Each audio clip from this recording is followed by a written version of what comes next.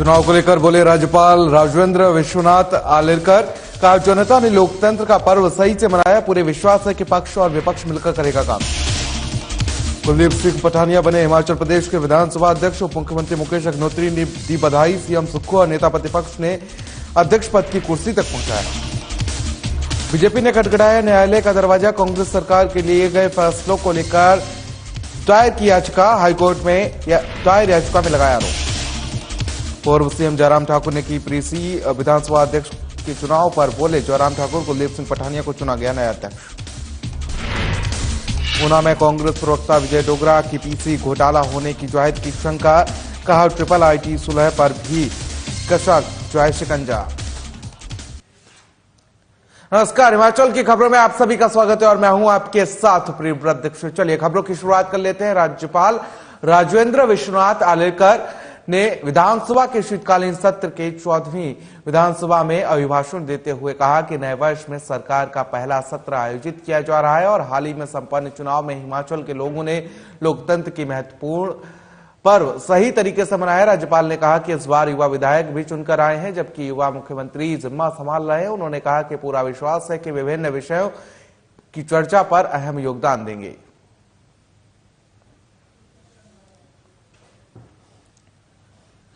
चलिए खबरों में आगे बढ़ेंगे और धर्मशाला में मुख्यमंत्री सुखविंदर सिंह सुक्खू और नेता प्रतिपक्ष जयराम ठाकुर ने कुलदीप पठानिया को अध्यक्ष पद की कुर्सी तक पहुंचाया। बता दें, कुलदीप सिंह पठानिया सर्वसम्मति से अध्यक्ष चुने गए हैं। वहीं उप मुख्यमंत्री मुकेश अग्निहोत्री ने भी उन्हें बधाई दी है। अध्यक्ष बनने के बाद उन्होंने कहा कि वह सालों से विधानसभा के सदस्य रहे और विधानसभा नियमों से चलती है और वह नियमों से भली भांति परिचित है। उन्होंने कहा कि सत्ता पक्ष और विपक्ष को बराबर का समय दिया जाएगा। वहीं उन्होंने उम्मीद जताई है कि विधानसभा के सदस्य इस विधानसभा की उच्च परंपराओं का निर्वहन करेंगे।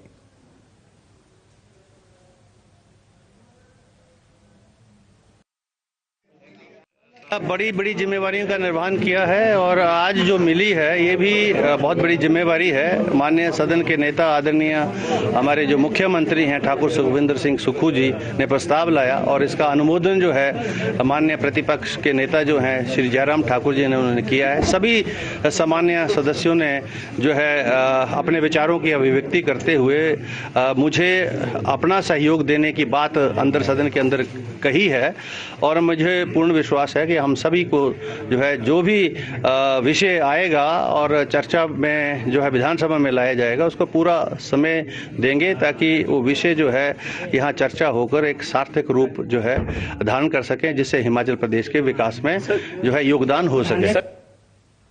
चलिए खबरों में आगे बढ़ेंगे और हिमाचल प्रदेश के पूर्व मुख्यमंत्री और विपक्ष के नेता जयराम ठाकुर ने सदन के बाहर पत्रकारों से बातचीत के दौरान कहा कि विधानसभा की यह परंपरा रही है कि जब विधानसभा अध्यक्ष के चुनाव का विषय आता है एक ही नाम का प्रस्ताव सदन में रखा जाता है। उन्होंने कहा कि खुशी की बात है कि इस बार भी विधानसभा अध्यक्ष पद के लिए एक ही व्यक्ति का नाम रखा गया है। विपक्ष ने भी इसमें अपनी सहमति दी तथा सर्वसम्मति से कुलदीप सिंह पठानिया को विधानसभा अध्यक्ष चुन लिया गया। जयराम ठाकुर ने कहा कि कुलदीप पठानिया जनप्रतिनिधि के नाते सदन के भीतर अपनी भूमिका निभाते रहे हैं। उन्होंने कहा कि चंबा एक छोटा जिला है तथा इस जिले से कुलदीप सिंह पठानिया विधानसभा के चौथे अध्यक्ष चुने गए हैं।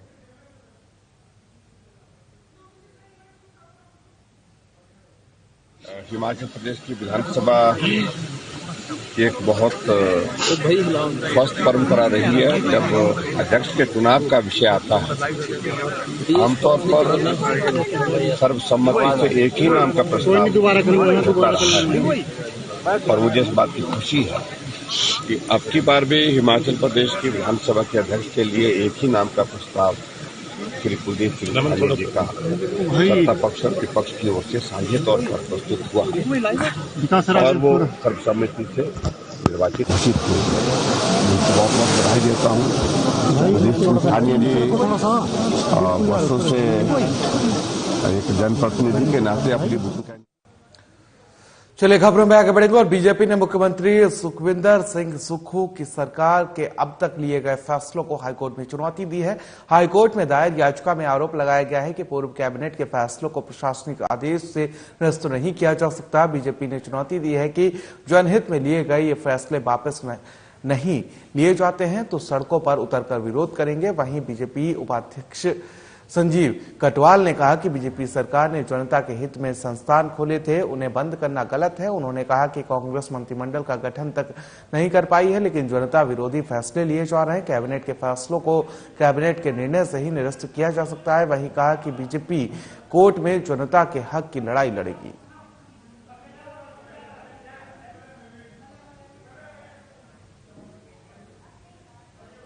कैबिनेट ने हिमाचल प्रदेश के लिए बहुत बड़ी सौगात दी। 382 मेगावाट का सुन्नी के अंदर सतलुज नदी पे हाइड्रो पावर प्रोजेक्ट की मंजूरी दी, जिस प्रोजेक्ट के ऊपर 2615 करोड़ रुपया खर्च होगा और 4000 से अधिक लोगों को रोजगार मिलेगा। तो इससे लगता है कि माननीय प्रधानमंत्री जी हिमाचल को बोलने में भी अपना घर नहीं मानते, लेकिन करके दिखाते हैं। हिमाचल के हित के लिए कोई भी योजना हो, परियोजना हो, उसको सबसे पहले हिमाचल को चलिए खबरों में आगे बढ़ेंगे। और हिमाचल के पूर्व मुख्यमंत्री और नेता प्रतिपक्ष जयराम ठाकुर ने कहा कि केंद्र में नरेंद्र मोदी सरकार ने हिमाचल प्रदेश को एक बड़ी सौगात दी है। आज 382 मेगावाट के सुन्नी बांध hydro electric power project Himachal Pradesh के लिए मंजूर किया गया है। इस प्रोजेक्ट की कुल लागत 2615 करोड़ रुपए है और ये सतलुज नदी पर बनेगा। जयराम ठाकुर ने कहा कि इस बड़े प्रोजेक्ट को बनाने के लिए केंद्र सरकार ने 5 साल का समय सीमा तय की है और इससे शिमला संसदीय क्षेत्र और मंडी संसदीय क्षेत्र को बड़ा लाभ होने वाला है। राज्य के रूप में जाना जाता है, ऊर्जा राज्य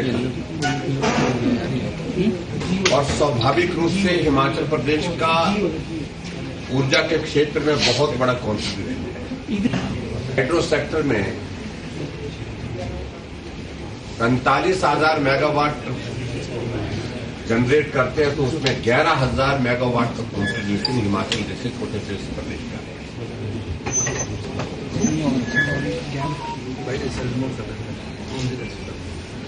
आदरणीय प्रधानमंत्री जी का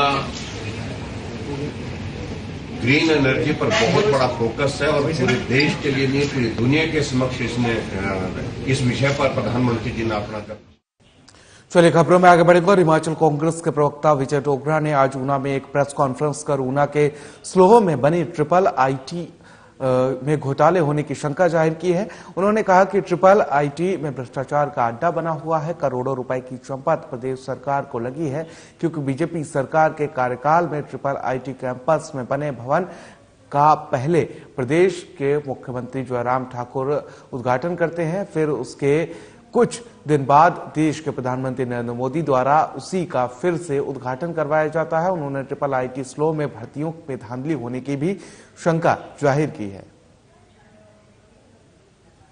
भारतीय जनता पार्टी अब कितनी बार ये सुनना चाहती है कि प्रदेश के माननीय मुख्यमंत्री क्या कह रहे, और हमारे जो विधायक चुन के आए उन्होंने कहा कि ये जो प्रदेश के माननीय मुख्यमंत्री श्री सुखविंदर सिंह सुक्खू और उप मुख्यमंत्री श्री मुकेश अग्निहोत्री, इनकी जुगलबंदी के साथ प्रदेश आगे नहीं बढ़ेगा, प्रदेश चहुमुखी विकास भी करेगा। और ये बात हमें समझ लेनी चाहिए कि अभी तो सरकार 11 तारीख को शपथ लेती है और 4 जनवरी 2023 को शपथ ग्रहण समारोह निर्वाचित विधायकों के लिए, कल सभी की शपथ हो गई और आज अध्यक्ष और उपाध्यक्ष का चुनाव है। कल वो भी एक सिंगल नाम आया है और श्री कुलदीप सिंह पठानिया आज विधिवत रूप से आज 14वीं विधानसभा के अध्यक्ष के रूप में निर्वाचित भी हो गए।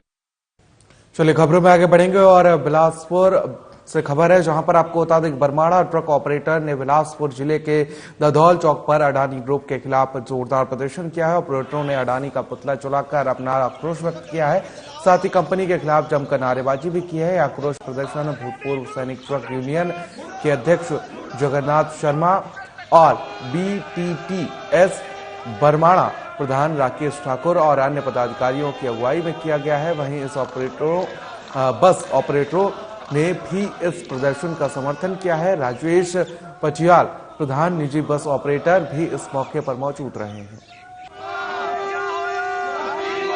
जो अडानी ग्रुप है इसने हमारी कोई भी सुनवाई नहीं कर रहा है।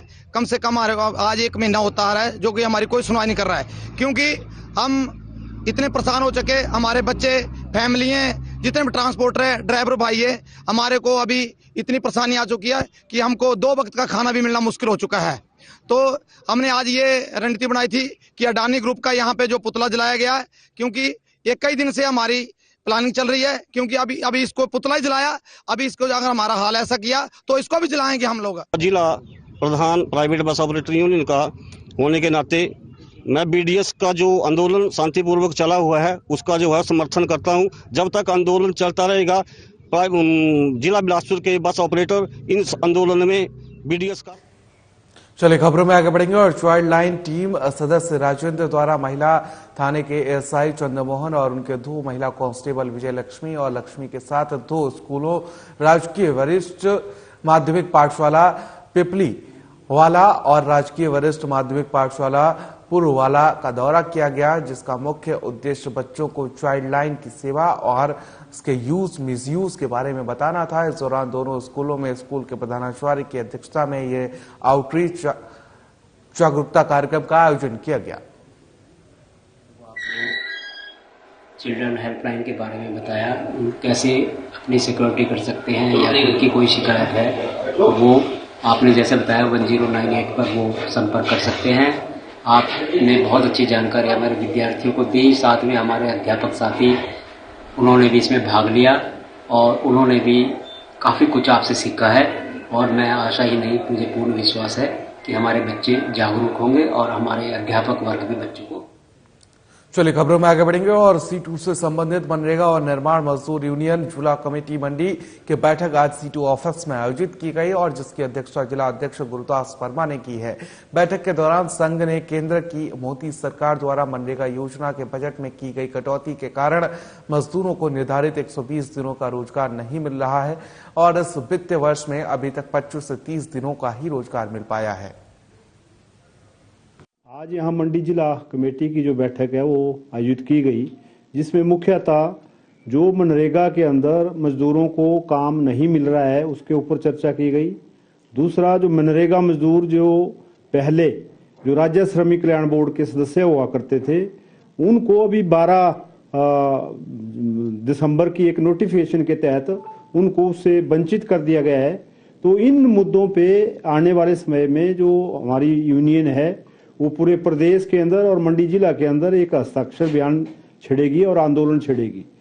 सबसे पहला मुद्दा यह है कि जो मनरेगा के अंदर 120 दिनों का जो रोजगार मिलने का जो प्रावधान है हिमाचल प्रदेश में, अभी तक जो औसत है पूरे मंडी जिला की वो 25 से 30 दिनों का ही रोजगार इस वित्त वर्ष में अभी। और हिमाचल की खबरों में फिलहाल मेरे साथ इतना ही, मुझे दीजिए इजाजत, नमस्कार।